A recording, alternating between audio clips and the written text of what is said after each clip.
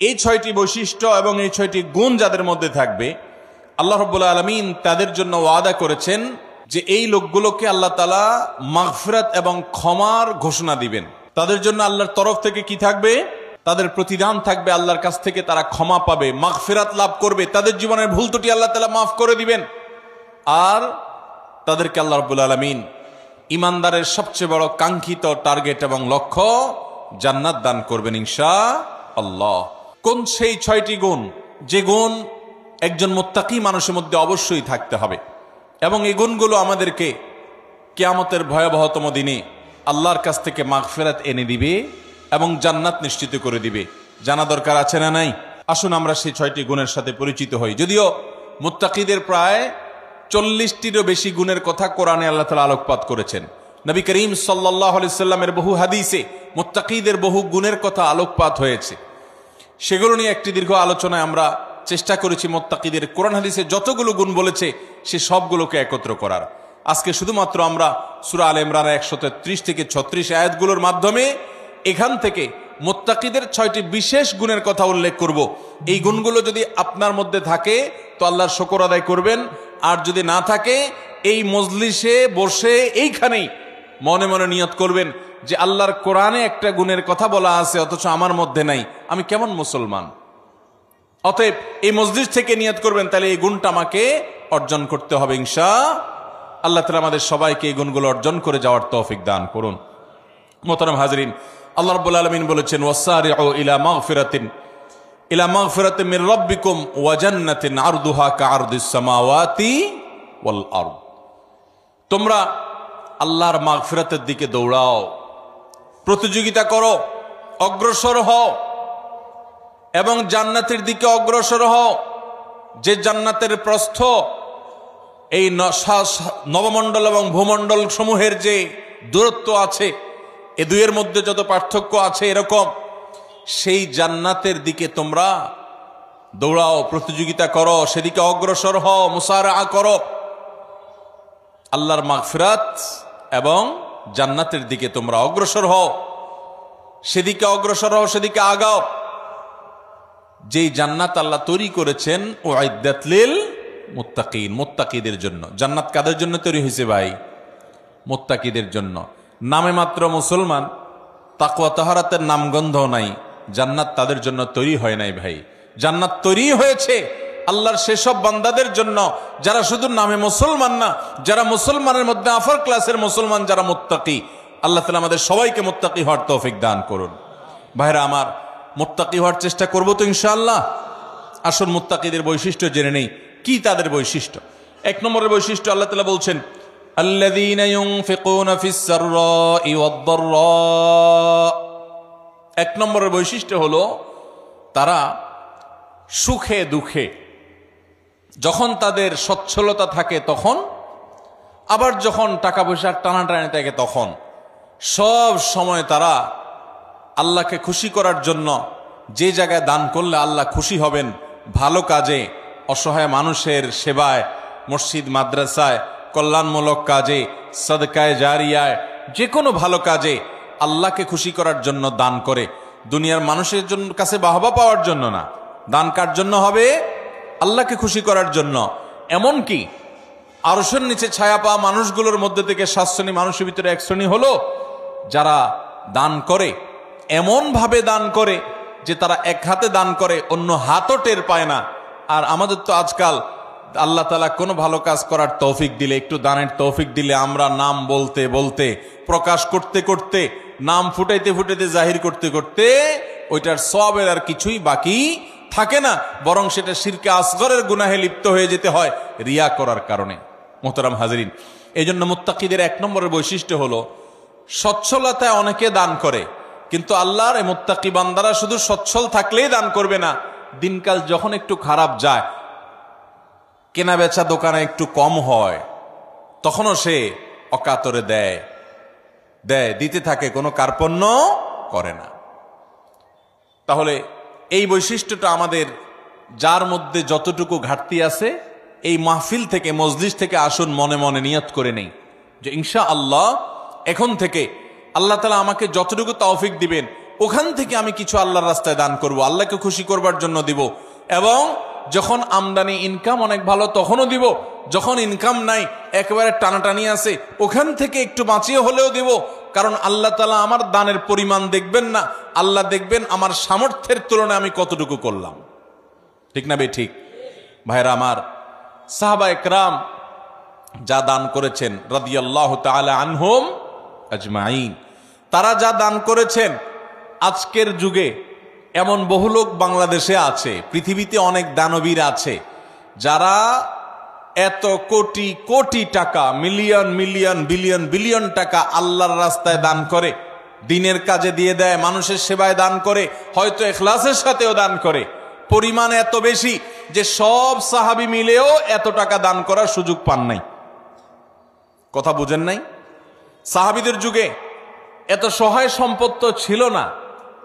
তারা যা দান করেছেন যদি পরিমাণ একত্র করেন, তাহলে আজকের যুগে এমন বহু পয়সাওয়ালা আছেন যে এক একটা মসজিদ মাদ্রাসার পিছনে 20, 50, 100 কোটি আরো অনেক বেশি খরচ করে ফেলেছেন। আছে না নাই?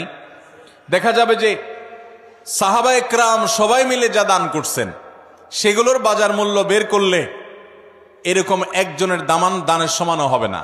এই হলো পরিমাণের অবস্থা। এবার আসেন দেখি ফজিলত এবং মর্যাদার অবস্থা। নবী করিম সাল্লাল্লাহু আলাইহি সাল্লাম বলেছেন সাহাবীদের সম্পর্কে, তোমাদের কেউ যদি উহুদের পাহাড় সমপরিমাণ স্বর্ণ আল্লাহর রাস্তায় দান করে, তো আল্লাহ নবী সাল্লাল্লাহু আলাইহি সাল্লামের সাহাবীদের কেউ সামান্য 1 মুদ পরিমাণ অথবা তার চাইতেও কম পরিমাণ আল্লাহর রাস্তায় কিছু দান করলে সেটার যে পরিমাণ সওয়াব হবে, তোমাদের উহুদ পাহাড় সম পরিমাণ স্বর্ণের দানের সওয়াব ততটুকু হবে না। কিসের কারণে ভাই? তাদের দানের ভিতরে যে ইখলাস ছিল, তাদের জানের ভিতরে যে নিষ্ঠা ছিল, নিয়তের ভিতরে যতটা নির্ভেজাল ছিল, আমাদের দান আজ এতটা নির্ভেজাল। তাদের উপার্জন যত হালাল ছিল, তাদের ভেতরকার নিয়ত যত খালেস ছিল, আমাদেরটা ততটা না। এই জন্য ভাইরা, মুত্তাকি মানুষ হিসাবে আমরা সুখে দুঃখে সর্বাবস্থা দান করব। শুধু দান করলে হবে না, আল্লাহকে খুশি করার জন্য দান করব। আর্থিক ইবাদত পয়সা করে দান করলে এই ইবাদতটার মধ্যে ভেজাল বেশি ঢুকে। এই ইবাদতটার মধ্যে ভেজাল কেন ঢুকে? ভেজাল কারণ নিজের ভেতর থেকে নফস বলে, প্রবৃত্তি বলে, মন বলে, এতগুলো টাকা দিয়ে দিলাম, একটা বারের জন্য যদি আমার নামটা ঘোষণা না দেয় কেমন হয়? আমরা একটু বলতে পছন্দ করি, জাহির করতে পছন্দ করি। কিছু মানুষকে শুনাইতে পারলে নিজের কাছে একটু ভালো লাগে যে হ্যাঁ, তারা জানবে আমি দান করছি। এই রোগটা আমাদের মধ্যে আছে না নাই? ভাইরা আমার, এটা কোনো ভালো গুণ না। হ্যাঁ, কোনো ব্যক্তি যদি প্রকাশ্যে দান করে, মজলিসে দাঁড়াইয়া 50,000, 1 লাখ টাকা কোনো ভালো কাজে দিবে নিয়ত করেন, তার উদ্দেশ্য থাকে যে আমার এটা শুনে আমার বন্ধু বান্ধব অনেকে আছেন তারাও অগ্রসর হবে, তাহলে সেটা ভালো। মানুষকে উৎসাহিত করার উদ্দেশ্যে করছি, আমি দানবীর এটা জানানোর দরকার নেই, এই উদ্দেশ্যে করলে ভালো। কিন্তু ভাইরা আমার, কিছু দান থাকতে হবে যেই দানগুলো আমি জানি, আমার রব জানেন, আমার স্ত্রীও জানেন না, আমার বন্ধু বান্ধবও জানেন না, মা বাপও জানেন না, ছেলে মেয়েরাও জানে না। এরকম কিছু দান রাখার চেষ্টা করতে হবে ইনশাআল্লাহ। আপনি গোপনে গোপনে একজন গরিবকে নিয়মিত টাকা পয়সা দিয়ে যান, একটা গরিব ফ্যামিলিতে নিয়মিত কিছু চাল কিনে দেন, নিয়মিত কিছু ভালো কাজ করেন, একটা মাদ্রাসায় কিছু টাকা নিয়মিত দেন। আপনি জানেন আর আপনার মালিক জানে, পরিবারের কাউকে জানেন না, বলেন না। এরকম কিছু নিরালা, এরকম কিছু নিবৃতে দান করার চেষ্টা করব তো ইনশাআল্লাহ। আজকাল ফেসবুকের যুগ, ইউটিউবের যুগ, সোশ্যাল মিডিয়ার যুগ। 2, 4, 10 টাকা দান করার পর ওইটা জাহির করতে করতে, পোস্ট করতে করতে, ওইটার জন্য লাইক কমেন্টের ধান্দা করতে করতে আমরা আমাদের আমলগুলোকে বরবাদ করে ফেলি। ঠিক না ঠিক ভাই? অতএব সুখের সময় দান তো অনেকেই করে, দুঃখে কষ্টের সময়, টানাটানের সময় আমরা দান করব তো ইনশাআল্লাহ। যতটুকু আছে ওখান থেকে কষ্ট করে দান করব। অনেক সময় কষ্টের সময়ের 10 টাকা সচ্ছল সময়ের 10,000 টাকা চাইতে বেশি উত্তম হতে পারে। আল্লাহ দেখবেন যে আপনার আছেই 100 টাকা, সেখান থেকে আপনি 10 টাকা দিয়ে দিয়েছেন, আরেকজনের লক্ষ লক্ষ টাকা আছে, সেখান থেকে 10,000 দিছে। অতএব তার চাইতে আপনার ত্যাগের পরিমাণ বেশি। অতএব সর্বাবস্থা দান করব তো ইনশাআল্লাহ। ইমানদার এবং মুত্তাকি যাদের জন্য জান্নাত তৈরি করা হয়েছে, তাদের দ্বিতীয় বৈশিষ্ট্য হলো ওয়াল কাযিমিনাল গাইজ। যারা তাদের ক্রোধ, গোস্বা এবং রাগকে সংবরণ করে। বহু মানুষ আছে ভাইরা আমাদের সমাজে, রাগ উঠলে আর মাথা ঠিক থাকে না, আছে না নাই? বরং বেশিরভাগ মানুষই আমরা এই রোগের রোগী। কি বলেন? রাগ উঠলে মাথা ঠিক থাকে না। জান্নাত যাদের হবে, যারা জান্নাতের মালিক হবে, যারা আল্লাহর পক্ষ থেকে মাগফিরাতকে পুরস্কার হিসাবে পাবে, ক্ষমা লাভের তৌফিক হবে যাদের, এই মানুষগুলোর দ্বিতীয় বৈশিষ্ট্য, মুত্তাকিদের বৈশিষ্ট্য আল্লাহ বলেছেন ওয়াল কাযিমিনাল গাইজ, তারা রাগ ক্রোধকে কি করবে? নিয়ন্ত্রণ করবে, সংবরণ করবে, আটকে ধরে রাখবে। একটা জায়গায় মারাত্মক মেজাজ গরম হয়েছে কারোর উল্টাপাল্টা কথার কারণে, এমন রাগ উঠছে, এখন মনে চাচ্ছে যে ধরে কয়েকটা লাগাই দেই, উথাম থাম মারি, দু চারটা মুখ খারাপ করে বলে ফেলি, একটু ভাঙচুর করি, চিল্লাচিল্লি করি, করার সুযোগও আছে। কিন্তু ওই যে জান্নাত পাওয়ার আশায়, আল্লাহর কাছে প্রিয় বান্দা হওয়ার আশায়, আল্লাহর কাছ থেকে কিয়ামতের ময়দানে ক্ষমা লাভের আশায় সে নিজের রাগটাকে নিয়ন্ত্রণ করে, সংবরণ করে, হজম করে ঢোক গিলে ফেলেছে। রাগটা প্রকাশ করে নাই, বহুত কষ্টে মুখটা লাল হয়ে গেছে, কিন্তু মুখ দিয়ে কিছু বাইর হয় নাই, হাত দিয়ে কিছু করে নাই, জায়গা থেকে সরে গেছে, ওই স্থান ত্যাগ করে গেছে, নিজেকে নিয়ন্ত্রণ করার চেষ্টা করছে। আল্লাহর এই বান্দারা অনেক শ্রেষ্ঠ বান্দা, অনেক প্রিয় বান্দা। এই গুণটা আমাদের আনার জন্য যুদ্ধ করতে হবে, নিজের সঙ্গে সংগ্রাম করতে হবে। ঘরে ঘরে আজ অশান্তি, সমাজে সমাজে আজ অশান্তি, পরিবারে পরিবারে আজ অশান্তি। এই দোষটার কারণে, এই ত্রুটির কারণে। স্বামীর কথা স্ত্রী সহ্য করে না, স্ত্রীর কথা স্বামী সহ্য করে না, বাপমার কথা ছেলে মেয়ের সহ্য হয় না, ছেলে মেয়ের কথা বাপমার সহ্য হয় না, ভাইয়ের কথা ভাইয়ের সহ্য হয় না, কাস্টমারের কথা দোকান মালিকের সহ্য হয় না, মালিকের কথা শ্রমিকের সহ্য হয় না, একজনেরটা আরেকজনের সহ্য হয় না, আর লেগে যায় গন্ডগোল। দুনিয়াতেও ক্ষতিগ্রস্ত হয়, লজ্জিত হয়, লাঞ্ছিত হয়, ছোট হয়, আখিরাতেও তার ধ্বংস হয়ে যায়। ঠিক না বে ঠিক? এক সাহাবী এসে বলছেন, ইয়া রাসূলুল্লাহ আউসিনি, আমাকে আপনি একটু উপদেশ দেন। নবী করিম সাল্লাল্লাহু আলাইহি ওয়াসাল্লাম বলেছেন, লা তাগদাব, তোমার জন্য উপদেশ হলো তুমি রাগ করবা না। বলেন যে ইয়া রাসূলুল্লাহ এটা বুঝলাম, আরেকটা উপদেশ করেন। নবী করিম সাল্লাল্লাহু আলাইহি ওয়াসাল্লাম বলেছেন, দ্বিতীয় উপদেশও হলো রাগ করবা না।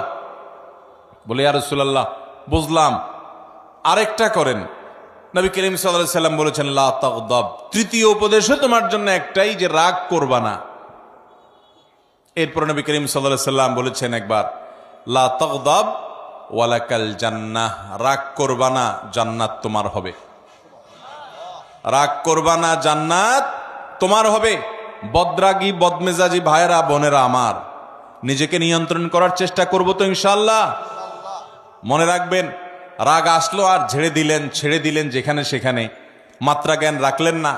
কার সামনে কোন জায়গায় কতটুকু রাগ ছাড়া যাবে, কতটুকু রাগ ছাড়লে আপনার মুখ খারাপ হবে না, আপনার দ্বারা আল্লাহর হারাম কাজ হবে না, গুনাহ হবে না, আল্লাহর সীমা লঙ্ঘন হবে না, সেই মাত্রা জ্ঞান রেখে পরিমাপ করে করে রাগ জাহির করতে হবে, নিজেকে নিয়ন্ত্রণ করতে হবে। নবী করিম সাল্লাল্লাহু আলাইহি ওয়াসাল্লাম বলেছেন, সবচেয়ে বড় বীর বাহাদুর হলো যে ব্যক্তি রাগের সময় নিজেকে নিয়ন্ত্রণ করতে পারে। অনেক শরীরে শক্তি আছে, এটা আসল বীরত্ব না, রাগের চোটে শরীরে আগুন ধরে গেছে, মাগার নিজেকে বহুত কষ্ট করে ঠান্ডা করে রাখছে। রাগ নিয়ন্ত্রণ করতে পারে না দেখে ওই জায়গা থেকে বের হয়ে গেছে। মোবাইলে রাগ উঠে গেছে দেখে মোবাইল কেটে বন্ধই করে দিছে। রাগ বেশি হয়ে গেছে দেখি দাঁড়ানো থেকে বসে গেছে, বসা থেকে শুয়ে গেছে, উজু করে নিয়েছে, তারপরেও নিজেকে কন্ট্রোলে রাখছে, রাগের কারণে পরিস্থিতি খারাপ হতে দেয় নাই। এই মানুষগুলো আল্লাহর প্রিয় বান্দা। আমরা চেষ্টা করব তো ইনশাআল্লাহ। দেখেন, জান্নাত যার তার জন্য না ভাই। বদমেজাজি, হটমেজাজি, রাগের চোটে যা তা বলেন, যা তা করেন, আপনার জন্য জান্নাত নয়। অতএব যুদ্ধ করব তো ইনশাআল্লাহ। শত সহস্র মামলা মোকদ্দমা, খুন, গন্ডগোল, ফাসাদ, মারামারি, এগুলো সব বন্ধ হয়ে যাবে যদি আমরা ইমানদাররা মুত্তাকিদের এই গুণটা অর্জন করি, ওয়াল কাযিমিনাল গাইস। চেষ্টা করব তো রাগ নিয়ন্ত্রণ করার ইনশাআল্লাহ। নাম্বার 3, ওয়াল আফিনা আনিন নাস। 3 নম্বর বৈশিষ্ট্য হলো এই মুত্তাকিদের জন্য, যাদেরকে আল্লাহ তাআলা মাগফিরাত পুরস্কার হিসাবে দিবেন। দুনিয়া থেকে মানুষ যাবে আখিরাতে ভয়ে নিজের অপরাধ পাপাচার নিয়ে পেরেশান থাকবে। আল্লাহ তাআলা বলবেন, পুরস্কার নাও, পুরস্কার। পুরস্কার কি? তোমার সব গুনাহ মাফ করে দিলাম, আর তোমার জন্য জান্নাত বরাদ্দ করে দিলাম। সেই বৈশিষ্ট্যগুলো অর্জন করতে পারলে, 6টা বৈশিষ্ট্য অর্জন করতে পারলে এই 2টি নিয়ামত পাওয়া যাবে ইনশাআল্লাহ। তার ভিতরে 3 নম্বর বৈশিষ্ট্য হলো ওয়াল আফিনা আনিন নাস। মানুষকে ক্ষমা করতে জানতে হবে। এটার জন্য একটা বড় কলিজা লাগে, এটার জন্য একটা বড় কলিজা লাগে। ছোট লোকরা এটা পারে না ভাই, ছোট মনের মানুষ, ছোট কলিজার মানুষ এটা পারে না। কি আমার সাথে এমন কথা বলল, এত বড় সাহস, এটা জীবনে ভোলা যায় না, আমি এটা কোনোভাবে ভুলতে পারবো না, না এটা আমার চোখের সামনে যেন না আসে। ঠিক আছে, রাগ যখন ওঠে, মাথা যখন হট মেজাজ হয়, তখন আপনার একদিন, 2 দিন, 3 দিন পর্যন্ত এরকম থাকতে পারে। শরীয়ত আপনাকে এতটুকু অনুমোদন করে, ঠিক আছে, রাগের চোটে মাথা গরম হয়ে 3 দিন আপনি এটা করতে পারেন। মাগার 3 দিনের জায়গায় 3 মাস হয়ে যাবে, 3 বছর হয়ে যাবে, আপনার রাগ একটুও নিয়ন্ত্রণ হবে না, আপনি একটুও ক্ষমা করতে জানবেন না, তাহলে আপনি কোন মুখে আরশে আজিমের মালিকের কাছে কিয়ামতের দিন ক্ষমার আশা করেন? কথা বুঝাতে পারি নাই ভাই? আমরা আমাদের রব কিয়ামতের দিন ক্ষমা করুক চাই কি চাই না? যদি চাই তাহলে রবের গোলামদেরকেও ক্ষমা করা শিখতে হবে ইনশাআল্লাহ। ভাইরা আমার, কাউকে যদি আপনি ক্ষমা না করেন, তার উপর অনেক জেদ থাকে, অনেক ক্ষোভ থাকে, অনেক রাগ থাকে আপনার ভিতরে, তাতে কষ্ট আপনার হবে কি হবে না?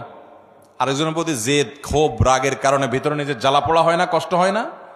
আর যদি মাফ করে দেন, মাফ করলে যারে মাফ করছেন তার উপকার হোক বা না হোক, আপনার নিজের উপকার হবে, সাথে সাথে আপনার মনটা দেখবেন পাতলা হয়ে গেছে, আপনার মনটা যেখানে হালকা হয়ে গেছে, নির্ভার হয়ে গেছে, মনের ভিতরে মনে হবে একটা পাথর ছিল, পাথরটা জগদ্দল পাথর যেন সরে গেছে। যদি মানুষকে ক্ষমা করতে জানেন, মানুষকে ক্ষমা করবো তো ইনশাআল্লাহ। অনেক মানুষ আছে খুব শক্ত, লোহার মতো শক্ত, ক্ষমা করতে জানে না, একবার রাগ হইলে তো হইল, আছে না নাই? এগুলো কোনো ভালো মানুষের, ভালো মুসলমানের, ভালো ব্যক্তির এবং মুত্তাকির বৈশিষ্ট্য হতে পারে। আমরা মানুষকে ক্ষমা করব। এখন কথা হলো, আমি ক্ষমা করলে ও বারবার উল্টাপাল্টা করে, ওর ক্ষতি করে। ভাইরা আমার, ও যদি নিজের ক্ষতি করে সে ক্ষতিগ্রস্ত হবে, কিন্তু আমি তো ক্ষমা করে আল্লাহর কাছ থেকে পুরস্কার পাবো। অতএব আমার লাভ না লাভ নাই, আমি তো আমার নিজের লাভ বুঝবো। পাগলেও নিজের লাভ বুঝে, কিন্তু আমরা নিজেরটা অনেক সময় লাভ বুঝি না। নিজের লস করে হলেও আরেকজনের উপকার করার চেষ্টা করি। আরে ভাই, তার সংশোধন যদি না হয়, আমার অধীনস্থ হলে তাকে আমি শাসন করব, জোর করব, জবরদস্তি করব, রাগ করব, নিয়ন্ত্রিত রাগ, যে রাগের ভিতরে কটু কথা থাকবে না, বিশ্রী কথা থাকবে না, গালমন্দ থাকবে না, জুলুম থাকবে না, সেরকম রাগ করব অধীনস্থ হলে। কিন্তু সেটাও নিয়ন্ত্রিত রাগ হতে হবে। আর মনে রাখতে হবে, ক্ষমা করতে জানলে আল্লাহ ক্ষমা করবেন ইনশাআল্লাহ। কোন এক সালাফ, তার অধীনস্থ বারবার একই ভুল করে, বারবার একই ভুল করে, তো এতবার একই ভুল করার কারণে উনি রাগ হয়ে বলছেন, তোমাকে কতবার আর ক্ষমা করবো এই একটা ভুলের কারণে?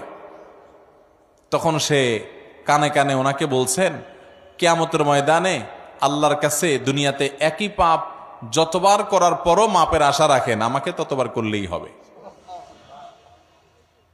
আল্লাহ তাআলা আমাদেরকে মানুষকে ক্ষমা করার মতো উদার মন মানসিকতা লালন করার তৌফিক দান করুন।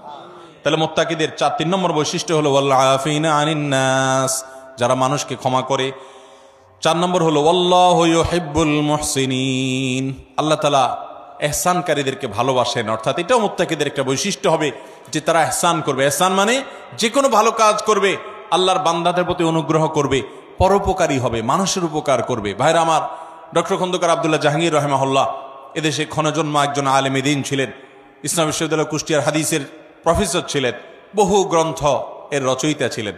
স্যার রাহিমাহুল্লাহ বলেছেন যে আল্লাহ তাআলা আমাকে কোরআন হাদিসের যতটুকু ইলম দিয়েছেন, দেশে বিদেশে বিভিন্ন ইউনিভার্সিটিতে, মাদ্রাসায় দীর্ঘকাল পড়াশোনা করে, শিক্ষকতা করে, ইউনিভার্সিটিতে হাদিস পড়ায় যতটুকু আমি কোরআন হাদিস এবং ইসলামের বই পুস্তক পড়ে ইলম অর্জন করেছি, আমি বুঝেছি গোটা ইসলামের জিস্ট 2টা কথা। তার একটা হলো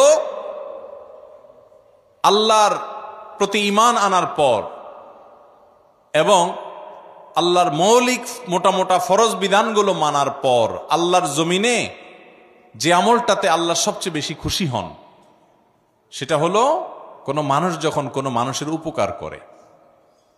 আর দ্বিতীয় কথা যেটা শুনলাম, বুঝলাম কোরআন হাদিস থেকে, সেটা হলো যে কুফরির পর, বড় বড় কবিরা গুনাহগুলোর পর আল্লাহ সবচেয়ে বেশি নাখুশ হন, অসন্তুষ্ট হন বান্দা যখন আরেকজনের ক্ষতি করে, ক্ষতি করার চেষ্টা করে, পিছে লাগালাগি করে।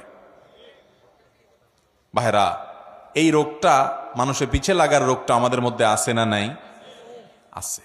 অযথা দেখবেন মহিলাদের মধ্যে এ রোগ আছে, দোকানদারদের মধ্যে এ রোগ আছে, রাজনীতিবিদদের মধ্যে এ রোগ আছে, হুজুরদের মধ্যে এ রোগ আছে, সাধারণ মানুষের মধ্যে এ রোগ আছে, যে পিছে লাগ, এর গোষ্ঠী উদ্ধার কর, আছে না নাই? ইমানদার কারোর পিছে লাগবে না ভাই। ইমানদার নিজের চরকায় তেল দিবে। আমার কি হবে কিয়ামতের ময়দানে আমি জানি না। জীবনে 4 রাকাত নামাজ ঠিকমতো নামাজ পড়ে মনোযোগের সাথে খুশুখুশুর সাথে পড়ে আল্লাহর কাছে পেশ করার মতো রেডি করতে পারি নাই। কত ত্রুটি, কত মনোযোগ কোন দিক চলে যায়।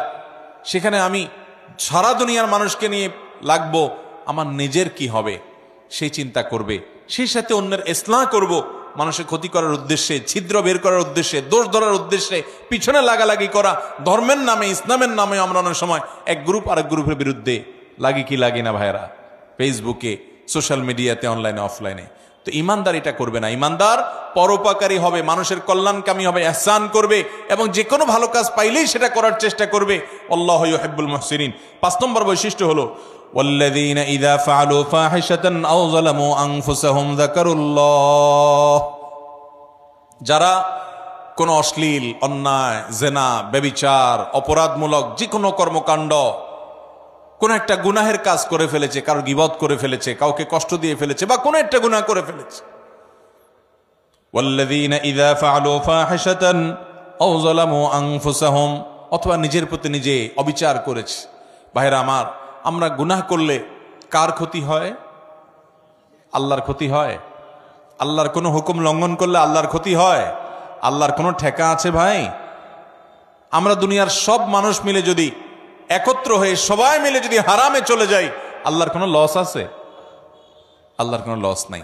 আর আমরা সবাই মিলে যদি আল্লাহর গোলামি শুরু করে দিই, আল্লাহর কোনো লাভ আছে? আল্লাহর কোনো ঠেকা নাই ভাই।